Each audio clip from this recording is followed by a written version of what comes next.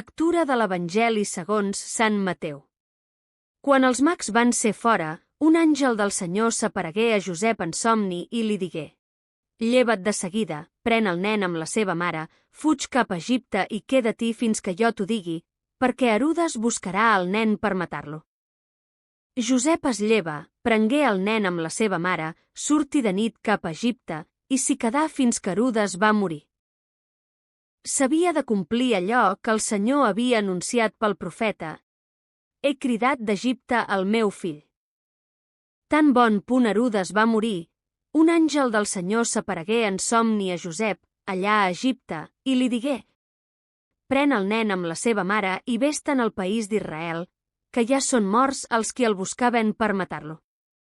Ell, doncs, es lleva, prengué el nen amb la seva mare i tornà al país d'Israel. Però quan sentí dir que a Judea Arquelau havia heretat el reialme d'Herodes, el seu pare no gosà anar-hi, sinó que, seguint una indicació rebuda en un somni, es retirà a la regió de Galilea i se n'anà a viure al poble de Natzaret. Així es complí allò que havien anunciat els profetes: «Li diran Natzarè». Què aprenem de Déu? Entendre l'escenari. Escenari geogràfic. Egipte i Natzaret són els dos llocs clau. Egipte representa l'exili i la protecció, però també evoca el lloc d'alliberament de l'Antic Testament. Natzaret, a Galilea, és una vila sense renom, però serà l'indret on Jesús creixerà. Escenari temporal. Després del naixement de Jesús i l'adoració dels mags evangelis segons Sant Mateu capítol 2 versicles 1-12, la fugida s'esdevé de nit en una situació d'urgència i amenaça. El retorn ocorre després de la mort d'Herodes i hi ha un període intermedi de silenci i espera. Aquesta secció forma part dels relats d'infantesa segons Sant Mateu, que té com a eix central el compliment de les Escriptures i la presentació de Jesús com el nou Moisès perseguit des del seu naixement. Abans del passatge, l'adoració dels mags evangelis segons Sant Mateu capítol 2 versicles 1-12, on Jesús és reconegut com a rei pels pobles pagans. Després del passatge, Mateu capítol 3, verset 1, inicia la predicació de Joan Baptista.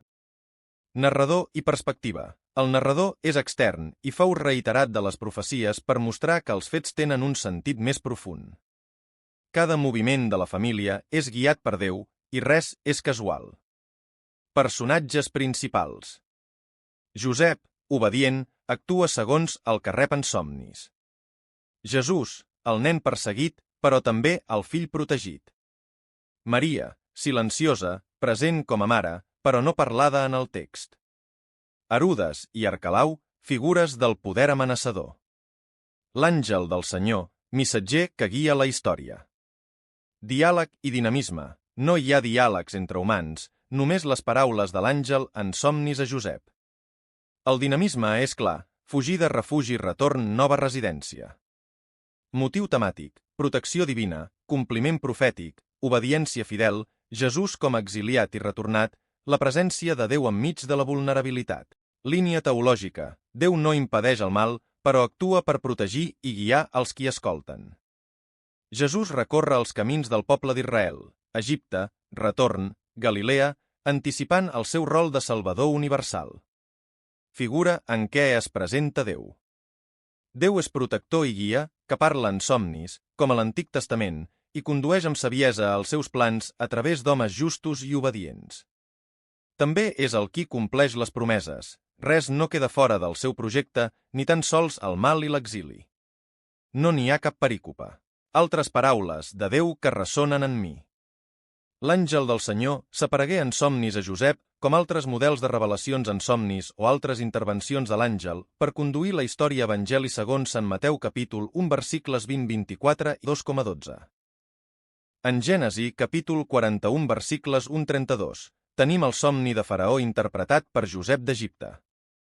Pren el nen i la seva mare i fuig a Egipte, ressona on Moisès és salvat de la massacre d'infants.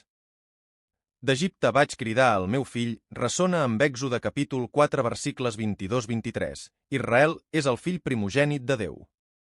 I revela com Jesús recapitula tota la història d'Israel. Quan Herodes va morir, Ressona amb l'alliberament d'Israel després de la mort del faraó, s'establí en una ciutat anomenada Natzaret. Ressona amb sortirà un rebrot del tron de Jessè. Nésser, rebrot, pot estar darrere de Natzarè. Reflexió personal. Com ressona en mi el fet que Jesús ens reveli Déu que és protector i guia, que condueix amb saviesa els seus plans i que compleix les promeses en les lectures d'avui? Reflexió final. Com responc quan Déu em demana canvis sobtats o difícils? Tinc l'oïda del cor atenta al somís i als senyals discrets de Déu?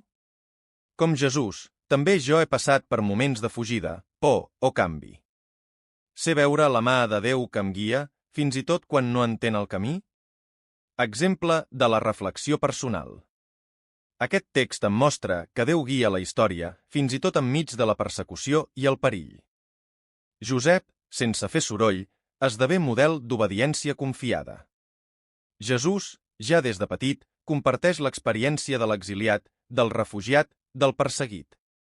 Déu no actua des del poder, sinó des de la fidelitat humil i silenciosa. Aquest passatge em fa ressonar el drama de tantes famílies avui exiliades, perseguides, sense casa. Jesús no només les comprèn, ha viscut com elles. El Nadal no és només llums i cançons, és també una crida a escoltar Déu enmig de la incertesa i a confiar com Josep. On em vol portar avui l'àngel del Senyor?